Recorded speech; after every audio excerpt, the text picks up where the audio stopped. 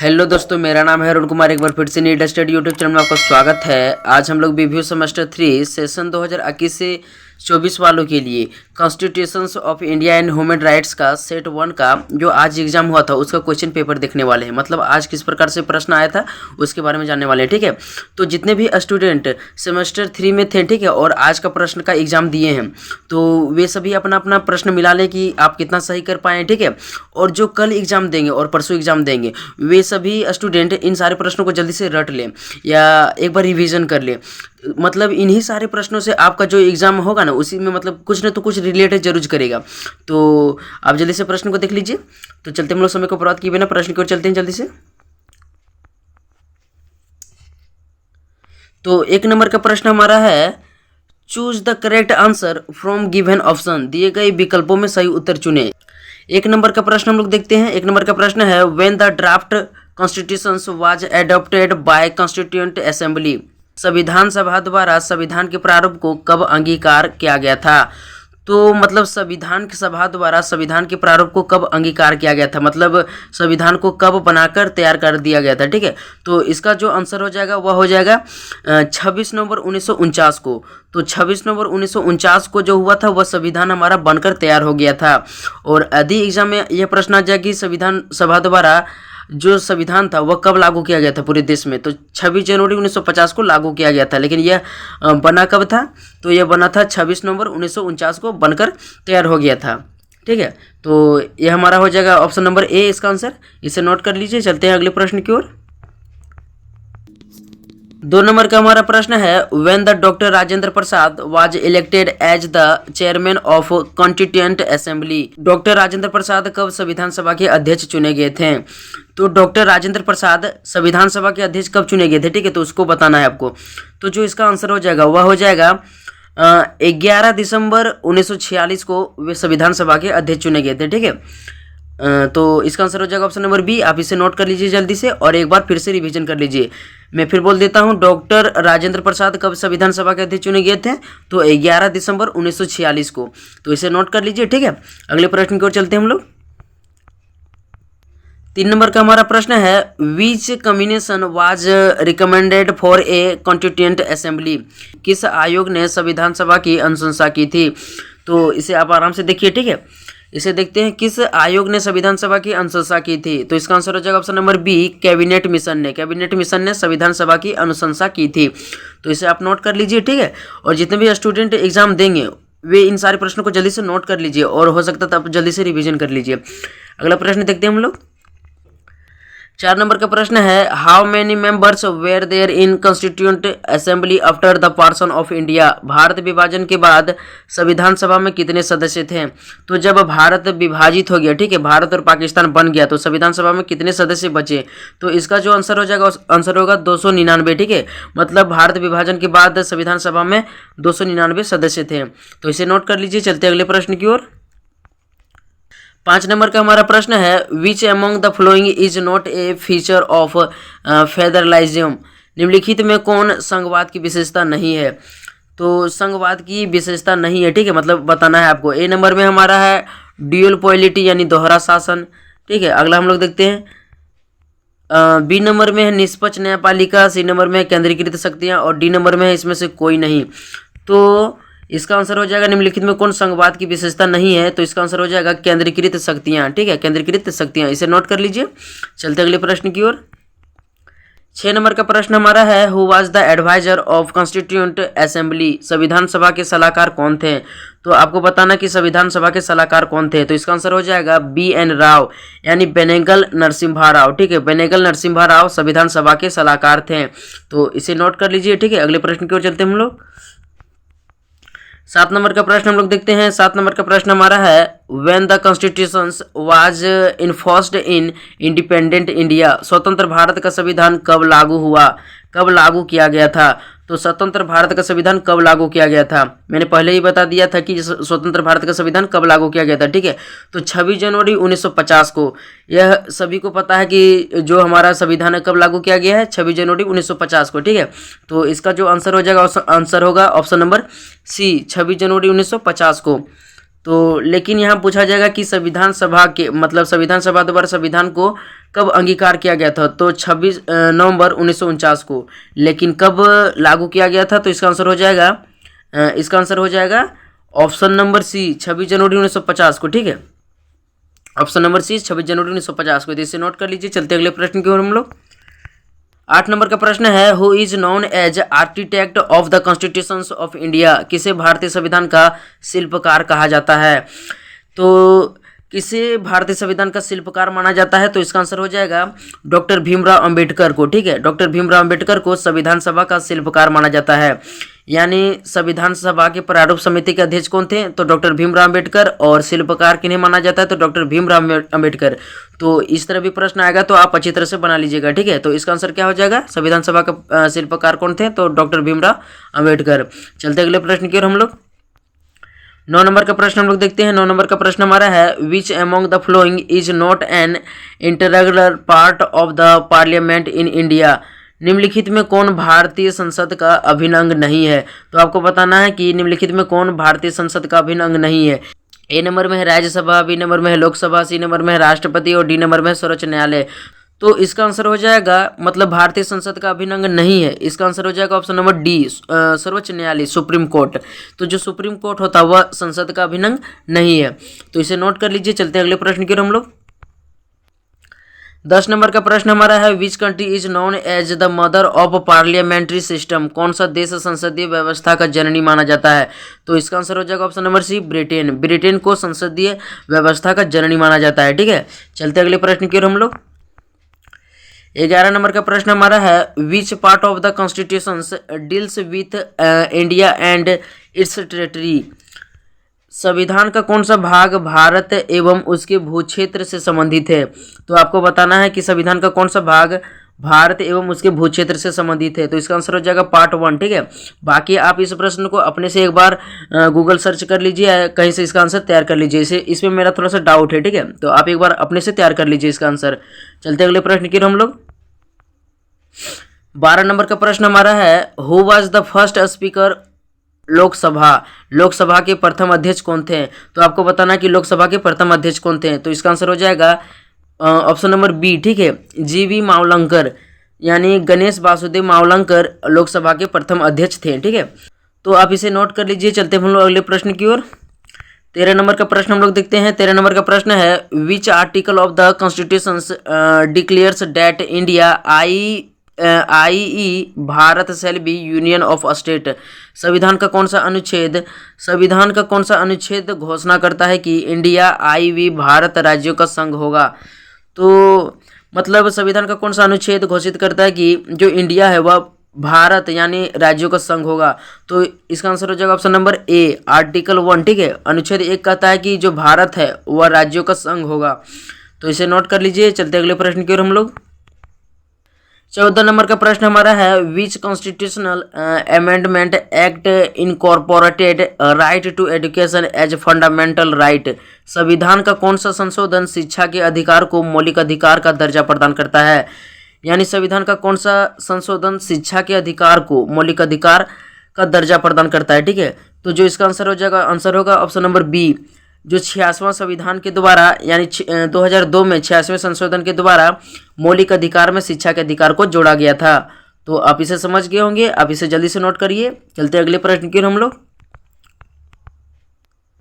15 number का प्रश्न हमारा है, under which article of the constitution the attempt of suicide is a punishable offence. संविधान के किस अनुच्छेद के अंतर्गत आत्महत्या को दंडनीय अपराध माना गया है, तो आपको बताना है कि संविधान के किस अनुच्छेद के अंतर्गत आत्महत्या को दंडनीय अपराध माना गया है, तो इसका आंसर हो जाएगा ऑप्शन नंबर ए आर्टिकल 21, यानी अनुच्छेद 21 यह कहता है कि यदि कोई व्यक्ति आत्महत्या करता है तो वह दंडनीय अपराध होगा। ठीक है, संविधान के अनुसार, तो इसे नोट कर लीजिए। चलते अगले प्रश्न की ओर हम लोग। 16 नंबर का प्रश्न हमारा है, which of the flowing right is not a fundamental right. निम्नलिखित में कौन मौलिक अधिकार नहीं है। 1 नंबर में है समता का अधिकार, बी नंबर में है शिक्षा का अधिकार, आगे देखते हैं सी नंबर में है संपत्ति का अधिकार और डी नंबर में इसमें से कोई नहीं। तो जो संपत्ति का अधिकार है वह मौलिक अधिकार नहीं है, इसे 1978 के 44वें संशोधन द्वारा मौलिक अधिकार से हटा दिया गया था। ठीक है, तो आप इसे नोट कर लीजिए जल्दी से, मतलब इसका क्या आंसर होगा, मौलिक अधिकार कौन नहीं है, तो इसका आंसर हो जाएगा option number C, right to property, संपत्ति का अधिकार मौलिक अधिकार नहीं है। चलते अगले प्रश्न की ओर हम लोग। 17 नंबर का प्रश्न हमारा है, which article of the constitution give us the right to 17 number का क्वेश्चन है, which article of constitution give us the right to constitutional remedies, संविधान का कौन सा अनुच्छेद संवैधानिक उपचार का अधिकार प्रदान करता है। तो आपको बताना है कि संविधान का कौन सा अनुच्छेद संवैधानिक उपचार का अधिकार प्रदान करता है। तो इसका आंसर हो जाएगा ऑप्शन नंबर सी, अनुच्छेद 32 यह कहता है कि आपको संवैधानिक उपचारों का अधिकार है। ठीक है, तो इसका आंसर क्या हो जाएगा, ऑप्शन नंबर सी। अब इसे नोट कर लीजिए। चलते अगले प्रश्न की ओर। 18 नंबर का प्रश्न है, from which country the directive principle of state policy is taken, संविधान में राज्य के नीति निर्देशक तत्व किस देश से लिया गया है। तो इसका आंसर हो जाएगा ऑप्शन नंबर ए, आयरलैंड से। ठीक है, संविधान में राज्य के नीति निर्देशक तत्व किस देश से लिया गया है, तो आयरलैंड से। इसे नोट कर लीजिए। चलते अगले प्रश्न की ओर हम लोग। 19 नंबर का प्रश्न हमारा है, how many members can be nominated by president in Rajya Sabha, Rajya Sabha में राष्ट्रपति द्वारा कितने सदस्य मनोनीत किए जा सकते हैं। तो राष्ट्रपति के द्वारा राज्यसभा में 12 सदस्यों को मनोनीत किया जा सकता है, निर्वाचित किया जा सकता है। ठीक है, तो इसे नोट कर लीजिए। चलते अगले प्रश्न की ओर। 20 नंबर का प्रश्न है, what is the tenure of Rajya Sabha, Rajya Sabha में सदस्यों का कार्यकाल कितना होता है। तो इसका आंसर हो जाएगा ऑप्शन नंबर सी, 6 साल। 6 साल होता है। ठीक है, राज्यसभा में सदस्यों का कार्यकाल कितना होता है, 6 साल। तो इसे नोट कर लीजिए। चलते अगले प्रश्न की ओर। 21 नंबर का प्रश्न हमारा है, the vice president of India is ex officio chairman of which house of parliament, Bharat का उपराष्ट्रपति संसद के किस सदन का पदेन सभापति होता है। तो इसका आंसर हो जाएगा ऑप्शन नंबर ए, राज्यसभा। जो उपराष्ट्रपति होता है वह राज्यसभा का पदेन सभापति होता है। ठीक है, इसे नोट कर लीजिए। चलते अगले प्रश्न की ओर। 22 नंबर का प्रश्न हमारा है, from which country the emergency provisions of the constitution are taken, संविधान में आपातकालीन प्रावधान किस देश से लिया गया है। तो इसका आंसर हो जाएगा ऑप्शन नंबर ए, जर्मनी। ठीक है, जर्मनी देश से हमारे संविधान में आपातकालीन प्रावधान लिया गया है। तो इसे नोट कर लीजिए। चलते अगले प्रश्न की ओर। 23 नंबर का प्रश्न है, in which house of parliament the constitutional amendment bill can be include, संसद के किस सदन में संविधान संशोधन विधेयक प्रस्तुत किए जा सकते हैं। तो 1 नंबर में हम लोग देखते हैं, 1 नंबर में हमारा है राज्यसभा, बी नंबर में है लोकसभा, सी नंबर में है बोथ ए एंड बी दोनों, और डी नंबर में इसमें से कोई नहीं। तो जो संसद में होता है, ठीक है, संविधान संशोधन का जो प्रक्रिया होता है वह राज्यसभा और लोकसभा दोनों में प्रस्तुत किए जा सकते हैं। तो इसका आंसर हो जाएगा option number C, both A and B दोनों। ठीक है, तो इसे नोट कर लीजिए। चलते अगले प्रश्न की ओर। 24 नंबर का प्रश्न हमारा है, which article of the constitution is related with the amendment process, संविधान का कौन सा अनुच्छेद संशोधन प्रक्रिया से संबंधित है। तो संविधान मतलब जो अनुच्छेद है, संविधान का कौन सा अनुच्छेद संशोधन प्रक्रिया से संबंधित है। तो इसका आंसर हो जाएगा option number B, option number B, अनुच्छेद 368 संविधान के संशोधन प्रक्रिया से संबंधित है। ठीक है, चलते अगले प्रश्न की ओर हम लोग। 25 नंबर का प्रश्न हमारा है, under which article of the constitution national emergency can be declared, संविधान के किस अनुच्छेद के अंतर्गत राष्ट्रीय आपात की घोषणा की जा सकती है। तो इसका आंसर जो है ना, इसका आंसर हो जाएगा 352। तो 352 हम लोग देखते हैं, तो इसका जो ऑप्शन सी है वह सही हो जाएगा। 352 के अंतर्गत देश में राष्ट्रीय आपात की घोषणा किया जाता है। तो इसे आप नोट कर लीजिए, संविधान के किस अनुच्छेद के अंतर्गत राष्ट्रीय आपात की घोषणा की जा सकती है। तो अनुच्छेद 352 के अंतर्गत। तो चलते अगले प्रश्न की ओर हम लोग। 26 नंबर का प्रश्न है, under which article of the constitution president rule can be imposed in A state, संविधान के किस अनुच्छेद के अंतर्गत राज्य में राष्ट्रपति शासन लगाया जा सकता है। तो आपको बताना है कि संविधान के किस अनुच्छेद के अंतर्गत राज्य में राष्ट्रपति शासन लगाया जाता है। तो इसका आंसर हो जाएगा ऑप्शन नंबर बी। ठीक है, अनुच्छेद 356 के अंतर्गत राज्य में राष्ट्रपति शासन लगाया जाता है, राज्य में राष्ट्रपति शासन लगाया जाता है। ठीक है, इसे नोट कर लीजिए। चलते अगले प्रश्न की ओर। 27 नंबर का प्रश्न है, which state of the India was given special status under 370 of constitutions, संविधान के अनुच्छेद 370 द्वारा किस राज्य को विशेष दर्जा प्रदान किया गया था? तो इसका जो आंसर हो जाएगा, इसका आंसर होगा option number C, Jammu Kashmir को। तो जम्मू कश्मीर में जो संविधान के द्वारा था ना, उसे वहाँ 370 लगाया गया था, लेकिन इसे हाल में ही 5 अगस्त 2019 को इसे हटा दिया गया है। ठीक है, 5 अगस्त 2019 को अनुच्छेद 35A के अंतर्गत धारा 370 को जम्मू कश्मीर में हटा दिया गया। तो संविधान के अनुच्छेद 370 द्वारा किस राज्य को विशेष दर्जा प्रदान किया गया था? तो जम्मू कश्मीर को। ठीक है, जम्मू कश्मीर को प्रदान किया गया था, लेकिन अभी वहाँ से हटा दिया गया है। तो इसे नोट कर लीजिए। चलते अगले प्रश्न की ओर। 28 नंबर का प्रश्न है, under which article of the constitution financial emergency can be declared, संविधान के किस अनुच्छेद के अंतर्गत वित्तीय आपात की घोषणा की जा सकती है? तो वित्तीय आपात की घोषणा किया जाता है अनुच्छेद 360 के अंतर्गत। ठीक है, तो अनुच्छेद 360 के अंतर्गत देश में वित्तीय आपात की घोषणा किया जा सकता है। तो इसे नोट कर लीजिए। चलते हैं अगले प्रश्न की ओर। 29 नंबर का हमारा प्रश्न है, which prime minister was represented India in is Tashkent agreement, तो किस प्रधानमंत्री ने ताशकंद समझौता में भारत का प्रतिनिधित्व किया था? तो इसका आंसर हो जाएगा option number B, Lal Bahadur Shastri ने। लाल बहादुर शास्त्री ने ताशकंद समझौता में मतलब भारत का प्रतिनिधित्व किया था। तो इसे नोट कर लीजिए। चलते अगले प्रश्न की ओर। 30 नंबर का प्रश्न हमारा है, which amendment act of the constitution is considered as mini constitution, संविधान के किस संशोधन अधिनियम को लघु संविधान माना जाता है? तो आपको बताना है कि संविधान का कौन सा संशोधन अधिनियम लघु संविधान माना जाता है। ठीक है, तो इसका आंसर हो जाएगा 42वां संशोधन। 42वां संशोधन को संविधान का लघु संविधान माना जाता है। ठीक है, तो इसे नोट कर लीजिए। चलते अगले प्रश्न की ओर। 31 नंबर का प्रश्न है, how many articles are there in universal declaration of human rights, मानवाधिकारों के सार्वभौमिक घोषणा पत्र में कितने अनुच्छेद हैं? तो 30 अनुच्छेद है। कितने अनुच्छेद है? 30 अनुच्छेद है। मानवाधिकार के सार्वभौमिक घोषणा पत्र में कितने अनुच्छेद है? तो 30 अनुच्छेद है। इसे नोट कर लीजिए। चलते अगले प्रश्न की ओर। 32 नंबर का प्रश्न हमारा है, when the United nation adopted the universal declaration of human rights, संयुक्त राष्ट्र संघ मानवाधिकारों के सार्वभौमिक घोषणा पत्र को कब अंगीकार किया था? तो इसका आंसर हो जाएगा ऑप्शन नंबर बी, 10 दिसंबर 1948 को संयुक्त राष्ट्र के द्वारा मानवाधिकारों के सार्वभौमिक घोषणा पत्र को स्वीकार किया गया था। ठीक है, या अथवा अंगीकार किया गया था। इसे नोट कर लीजिए। अगला प्रश्न देखते हैं हम लोग। 33 नंबर का प्रश्न है, which among the following is a violence of human rights, निम्नांकित में क्या मानवाधिकार का उल्लंघन है? मतलब निम्नलिखित में कौन सा मानवाधिकार का उल्लंघन है? ठीक है, 1 नंबर में है बंधुआ मजदूरी, बी नंबर में है मानव का दुर्व्यापार, सी नंबर में है छुआछूत, और डी नंबर में है ऑल ऑफ देज, यानी इसमें से सभी। तो निम्नलिखित में मानवाधिकार का उल्लंघन है, तो बंधुआ मजदूरी भी है, मानव का दुर्व्यापार भी है, और छुआछूत भी है। मतलब इसका आंसर हो जाएगा ऑप्शन नंबर डी, ए सभी। ठीक है, इसमें से सभी। तो इसे नोट कर लीजिए। चलते हैं अगला प्रश्न की ओर।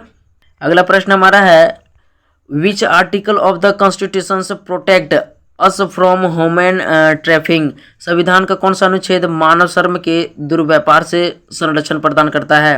ए नंबर में हमारा है अनुच्छेद 14, बी नंबर में है आर्टिकल 21 यानी अनुच्छेद 21, सी नंबर में है आर्टिकल 17 यानी 17, और डी नंबर में है इसमें से कोई नहीं। तो जो इसका आंसर हो जाएगा, संविधान का कौन सा अनुच्छेद मानव के श्रम के दुर्व्यापार से संरक्षण प्रदान करता है? तो जो इसका आंसर हो जाएगा, संविधान का कौन सा अनुच्छेद मानव श्रम के दुर्व्यापार से संरक्षण प्रदान करता है? तो अनुच्छेद 23। ठीक है, अनुच्छेद 23, अनुच्छेद जो 23 हमारा है वह मानव को श्रम के दुर्व्यापार से संरक्षण प्रदान करता है, और यहाँ ऑप्शन में कहीं भी अनुच्छेद 23 नहीं दिया गया है। ठीक है, तो इसका आंसर हो जाएगा ऑप्शन नंबर डी, इसमें से कोई नहीं। ठीक है, तो इसे नोट कर लीजिए। चलते अगले प्रश्न की ओर। 35 नंबर का प्रश्न हमारा है, who was initially proposed to classify human rights into the 3 generation, सर्वप्रथम मानवाधिकारों को 3 जनरेशन्स में किसने वर्गीकृत किया था? तो इसका आंसर हो जाएगा कार्ल वासक। ठीक है, कार्ल वासक ने सर्वप्रथम मानवाधिकारों को 3 जनरेशन्स में वर्गीकृत किया था। तो इसे नोट कर लीजिए। चलते अगले प्रश्न की ओर। 36 नंबर का प्रश्न है, when the national human rights commission, 36 number का प्रश्न है, when the national human rights commission was established in India, Bharat में राष्ट्रीय मानवाधिकार आयोग की स्थापना कब हुई थी? तो आपको बताना है कि भारत में राष्ट्रीय मानवाधिकार आयोग की स्थापना कब हुई थी। तो इसका आंसर हो जाएगा अक्टूबर 1993 को। ठीक है, 12 अक्टूबर 1993 को राष्ट्रीय मानवाधिकार आयोग की स्थापना की गई थी। तो इसका आंसर हो जाएगा ऑप्शन नंबर ए। इसे नोट कर लीजिए। चलते अगले प्रश्न की ओर। 37 नंबर का प्रश्न हमारा है, who was the first chairman of national human rights commission of India? Bharat में राष्ट्रीय मानवाधिकार आयोग के प्रथम अध्यक्ष कौन थे?